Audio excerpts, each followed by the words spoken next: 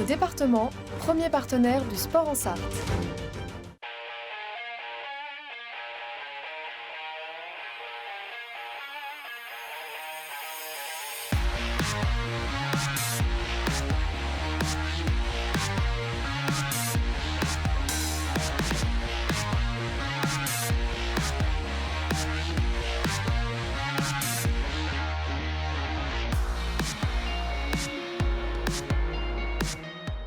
Bonsoir à toutes et à tous, bienvenue dans 72 Sports pour votre nouvelle émission. Un gros programme encore à suivre sur les antennes d'LMTV pour revenir sur l'actualité sportive du week-end en Sarthe. Regardez ce qu'elle vous attend ce soir. Donc au programme de 72 Sports, on va revenir évidemment sur la nouvelle rencontre de championnat pour Le Mans FC avec Johan Forprier qui assure toujours l'intérim. On parlera encore de football en deuxième partie d'émission parce qu'il y avait un sacré match au stade Marie-Marvin avec la Coupe Gambardella et les jeunes joueurs du Mans FC, les moins de 19 ans qui nous ont livré une prestation absolument phénoménale. On parlera également du trail du château de Montbray à Parigny-l'Évêque, du sport automobile en troisième partie d'émission avec nos deux invités Bruno Palmé et Bruno Van de Stick, le speaker officiel des 24 heures du Mans, pour venir nous présenter cette 92e édition des 24 heures du Mans qui s'annonce exceptionnelle. Et puis en quatrième et dernière partie d'émission, on sera avec Matteo Ngo qui nous revient des championnats de France indoor d'athlétisme. Lui, le spécialiste du 60 mètres haies. Et puis, il a fait des plutôt bons chronos. Ça sera pour la dernière partie d'émission. Mais comme vous le savez, on commence, comme tous les lundis, cette émission par l'info à la une.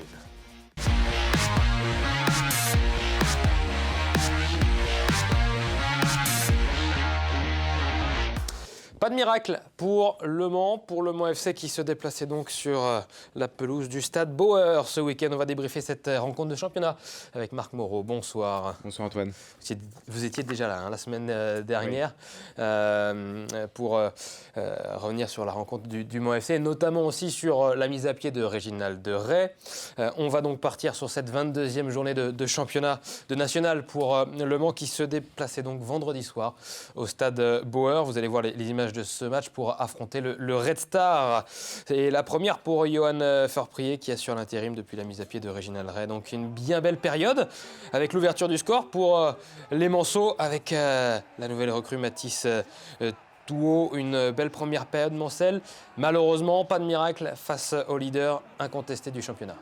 Non, pas de miracle, et pourtant c'était plutôt bien parti, mais on sentait que ça allait être compliqué sur la durée. Le Red Star ça a été très fort physiquement. On a vu que dès la reprise de la deuxième période, ça commençait déjà un petit peu à être un peu plus compliqué, mais on a vu quand même de très bonnes choses, surtout en première période. Et puis après, je pense que c'est plus le Red Star qui en plus se réorganise tactiquement, parce qu'il prenait quand même des vagues, notamment du côté gauche avec Mathis Touot qui a été très en vue, encore une fois, très intéressant. Et ce que disait Habib Bey, le coach du Red Star, à la fin de la rencontre, ils sont passés à 4 derrière parce que ça passait trop souvent et de manière trop dangereuse sur le côté gauche. Mais je pense que c'est plutôt le Red Star qui a augmenté son niveau de jeu plutôt que Le Mans qui a complètement craqué, même si après le deuxième but, celui-ci fait très mal. L'égalisation fait déjà mal dans le temps additionnel de la première période. Un but qui en plus intervient vraiment dans les dernières secondes. Celui-là fait mal aux têtes, et puis alors le deuxième 47e minute de jeu. 47e, le deuxième fait encore plus mal, et puis après c'est mode rouleau compresseur, leader de national qui a jamais perdu chez lui. Il l'a très bien prouvé. C'est sur l'ensemble du match, c'est plutôt très logique. De toute façon 4-1 c'est difficilement défendable au niveau de la logique du match, mais il ne faut pas tout jeter de cette rencontre. Alors, il va y avoir beaucoup de changements au Mans FC avec un coach qui devra arriver cette semaine, notamment, pas contre Villefranche, on va en reparler, je pense. Mais je pense qu'il y a des choses qui ont... Quels sont ces enseignements, qu'ils soient d'ailleurs positifs ou négatifs, qu'on peut tirer de cette défaite 4-1 face au Red Star? Red Star qui, on l'a dit, le leader incontesté avec 14 victoires en 21 matchs quand même. Oui, c'est ça. Alors après, si on commence par les mauvaises nouvelles pour finir par les bonnes, on peut dire qu'il y a un manque de constance qui est assez régulier au Mans FC. Ça fait plusieurs mois, peut-être même plusieurs saisons qu'il y a une trop grosse différence entre les différentes périodes des matchs, pas forcément 45 minutes, mais même des temps faibles où Le Mans a du mal à faire le dos rond. Ça a été ça en deuxième période. Le Mans, je pense, a lâché peut-être même plus mentalement après le deuxième but que physiquement. C'est ce qu'a dit Johan Forprier à la fin de la rencontre. J'ai trouvé son analyse plutôt très lucide, même si c'était juste après la rencontre à chaud. Il faut plus de constance, plus de régularité. Je pense que ça, c'est essentiel dans un championnat comme le national où les matchs vont se jouer à couteau tiré, un peu surtout avec les équipes que Le Mans va rencontrer dans les journées à venir, des équipes qui se battent pour le maintien. Donc il va falloir être régulier sur 90 minutes, sinon ça va être très compliqué. Après, du côté positif, on a quand même vu une équipe qui a su se libérer un petit peu. Je parle surtout de la première période. Devant, c'est très très intéressant. Je parlais de Mathis Touot, mais il y a aussi Arnold Vula qui a fait une très bonne rencontre. Alors il ne marque pas. Mathis Touot se rate aussi quand même quelquefois. C'est ce que disait Johan Verpry à la fin de la rencontre. Et même Habib Beye, il dit voilà, c'est un jeune joueur qui est en prêt pour prendre du temps de jeu. Et il y a encore du déchet devant qui ne devrait pas y avoir. Bon, c'est sûr que tout n'est pas parfait. Voilà, on voit notamment celle-ci. Il y a une double frappe qui peut être peut-être un peu mieux gérée. Ça, c'est le but. Il y a Arnold Vula qui, par deux fois, prend la défense de vitesse avec une première touche de balle très, très importante et très intéressante. Donc devant, il y a des motifs d'espoir parce qu'après, derrière, il y a quand même Rabillard, il y a quand même Gay qui peuvent entrer en jeu. Le milieu, Hugo Ragoubert, j'ai trouvé que c'était un très gros motif de satisfaction aussi dans la récupération. Alors encore une fois, c'est un jeune joueur de 19 ans. Il y a des choix, notamment il a perdu pas mal de ballons avec des mouvements qui auraient pu être plus simples.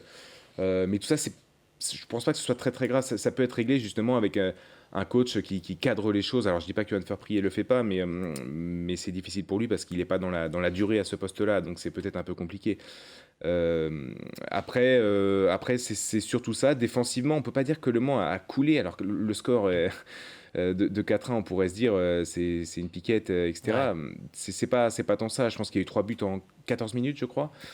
Bon, voilà, en face, c'était très fort, trop fort en tout cas pour l'instant pour le Mans FC. Ouais, c'est ça.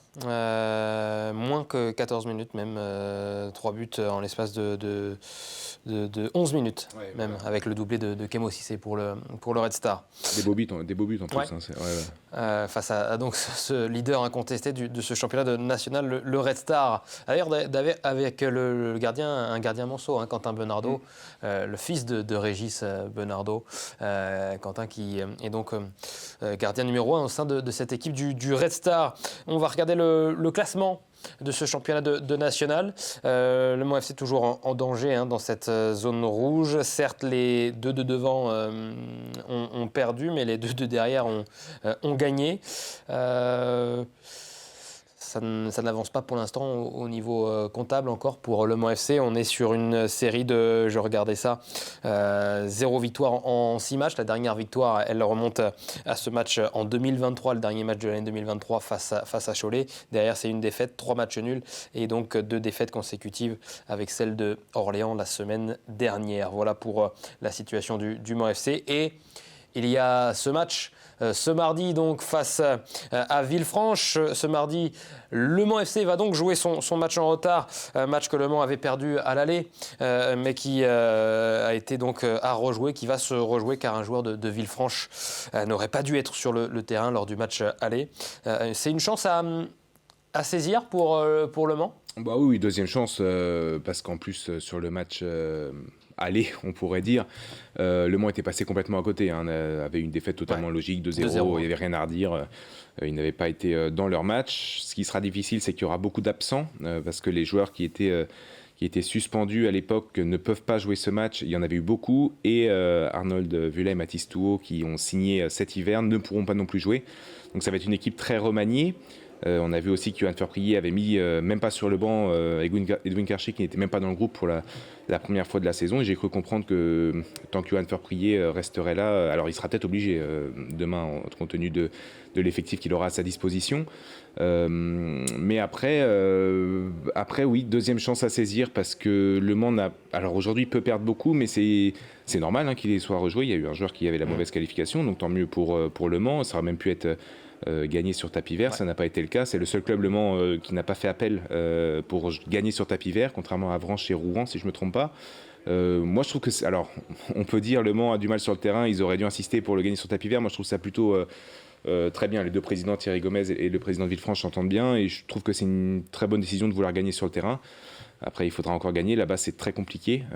Villefranche est une équipe qui a l'habitude, alors là ils sont bien plus haut au classement, mais ils ont l'habitude aussi de jouer le maintien. Ça va être très très très compliqué, c'est sûr, mais il faudrait au moins ramener un point, en gagner 4 sur les 2 matchs qui arrivent. Je pense que ce sera une très très bonne idée parce qu'effectivement, vous disiez Antoine que devant ça avait gagné et ça avait perdu et donc ça rapprochait. Mais voilà, la fin de saison, on la connaît maintenant. La montée, elle est trop loin. Ça va être très très dur, ça va être très serré. Comme l'année dernière, il faut s'y attendre maintenant. Donc est-ce que Le Mans, avec l'arrivée d'un nouveau coach, va réussir à trouver les ressources pour passer le cap? On espère. Je pense qu'il y a la qualité, les ressources nécessaires, les joueurs, le staff, l'encadrement. Je pense que tout est là. Maintenant, c'est aux joueurs aussi sur le terrain de faire leurs preuves. Ce match donc ce mardi face à Villefranche à l'extérieur. Villefranche qui est une équipe qui vise la montée malgré sa 9e place, qui n'est pas révélatrice du niveau puisqu'ils ont donc 3 matchs à rejouer. Logiquement les joueurs de Villefranche. Derrière il y aura un match face au Gaulle FC 14e. Ça sera ce week-end pour Le Mans FC avec peut-être un nouvel entraîneur. Ensuite il y aura Sochaux 6e et Martigues 3e. Pas un calendrier facile pour Le Mans FC. Non. Et puis Martigues, en plus, moi j'aime beaucoup cette équipe en fait, qui a gardé la même ossature, presque depuis 3 saisons. Je pense que ça va être une équipe qui pourrait jouer la montée. Alors elle le joue clairement de manière factuelle grâce au nombre de points, mais je pense que ça va être très fort. Et si j'avais quelqu'un à placer dans la montée avec le Red Star, ce serait l'équipe de Martigues. Après, il y a Niort aussi qui est impressionnant, mais je vois Martigues prend très peu de buts, en met pas beaucoup, mais c'est vraiment une formation très solide, entraînée par un jeune entraîneur qui est très efficace. Donc, c'est sûr que les recevoir, ça va être très dur. On se souvient du match aller, 4-0, un non-match du Mans FC, qui avait un peu enclenché cette série, cette spirale négative. Et avant ça, il y a Gaulle FC samedi, donc très clairement ce match-là il est primordial parce que c'est l'équipe juste derrière. Celui qui va gagner ce match-là, si c'est pas un match nul, prendra une option. Il reste encore beaucoup de matchs, on parle encore, il reste encore un tiers du championnat à jouer, donc il faut être très prudent. Mais Le Mans aurait la bonne idée quand même de prendre peut-être pas 6 points, mais presque. Qui sera sur le banc face au Gaulle FC? Ça, c'est l'une des grandes questions. Demain, ce mardi, face à Villefranche, ça sera donc le coach qui assure l'intérim de Réginald Ray. Il s'agit de Yoann Forprier, qui officiait déjà donc à Bauer vendredi pour ce match contre le Red Star. Il y a eu des noms qui ont circulé, on en parlait déjà lundi dernier, Laurent Perlade, Arnaud Cormier, Richard Désiré, Alain Pochat, Mathieu Chabert. C'est d'ailleurs ce dernier qui est ressorti aujourd'hui. On va voir un tweet du journaliste du Parisien, Mathieu Chabert, sera le nouvel entraîneur du Mans FC, sauf retournement de situation, officialisation dans les prochains jours. Il devrait donc être sur le banc samedi face au Gaulle FC. Un tweet signé Laurent Prunetta, donc journaliste pour le quotidien Le Parisien. Je crois que d'ailleurs le Maine Libre et Ouest France ont eu du nouveau avec le président qui a été contacté. Oui, il est clairement en pole position, Mathieu Chabert, aujourd'hui. Après, il faut être très très prudent pour plusieurs raisons. La première, c'est que dans le tweet, je vois sauf retournement de situation, ça veut tout dire en fait. C'est-à-dire qu'il est en pole position, mais en fait, s'il ne signe pas, il ne sera pas sur le banc. Oui, alors, il y a peut-être de très bonnes infos sourcées, etc. Et j'en doute pas d'ailleurs. Je pense que Mathieu Chabert est vraiment l'entraîneur favori, l'entraîneur favori pour succéder à Réginald Ray, je le pense. Après, il y a encore Thierry Gomez a eu l'habitude aussi de nous surprendre l'année passée déjà, où il y a 1 an et demi quand Réginald Ray signe. C'était presque Laurent Perlade ou Frédéric Hans qui étaient nommés et qui étaient presque, c'était fait en fait. C'était presque fait, puis au final ça a été Réginald Ray. Personne s'y attendait vraiment, en tout cas pas nous. Donc je pense qu'il faut être prudent. Il y a d'autres entraîneurs encore qui, je pense, sont dans la shortlist. Je me répète, mais Mathieu Chabert est très certainement le premier. Il y a un nom qui est pas énormément sorti aussi, c'est Stéphane Moulin, l'ancien entraîneur d'Angers et de Caen. Le Maine Libre, Sweet FM aussi l'ont eu cet après-midi, qui disait qu'il y avait eu des contacts plutôt très indirects, mais qu'il y avait eu quand même des contacts avec cet entraîneur-là. J'avais aussi plusieurs personnes avant cet appel qui avaient cité ce nom-là. Visiblement, ça ne se fera pas pour l'ancien entraîneur d'Angers, qui voulait aussi prendre du recul sur cette carrière d'entraîneur. Mais Alain Pochat, apparemment Laurent Perlade a dit non. Encore une fois, moi, j'ai rien qui permet de le confirmer à 100%. Donc je pense qu'il faut être très prudent. Thierry Gomez a l'habitude de sortir aussi des fois des noms auxquels on ne s'attendait pas. Peut-être même qu'il y a un nom qui n'a pas été cité, et c'est celui-ci. entre les sbroufs un peu qu'on peut entendre dans au sein du club, etc. C'est très compliqué de se prononcer. Faudra vraiment être sûr et puis attendre tout simplement pour être totalement sage, on va dire, le communiqué du club. Je pense que c'est le plus intéressant quand on sera sûr. C'est ce que Thierry Gomez, le président, a donc indiqué à nos confrères de Ouest France. Aucune décision définitive n'a été prise pour l'instant, donc en réaction à cette information du journaliste Laurent Prunetta, journaliste pour le quotidien Le Parisien, qui est donc quasiment certain que ça sera Mathieu Chabert. Information donc à prendre évidemment, vous l'aurez compris, avec des pincettes. On en saura plus certainement dans le courant de la semaine. Oui, ça visiblement, par contre, c'était quelque chose qui était pratiquement sûr. Avant le match contre Gol FC, l'entraîneur sera nommé. En tout cas, c'est sauf retournement de situation, mais normalement. Et puis, je pense que c'est une bonne chose qu'il faut tourner la page et avancer. Donc, visiblement, avant samedi, l'entraîneur sera nommé. On continue à parler football dans quelques instants. Il y avait une belle rencontre au stade Marie-Marvin. Elle concernait les moins de 19 du Mans FC qui avait un 8e de finale de Coupe Gambardella à jouer. A tout de suite.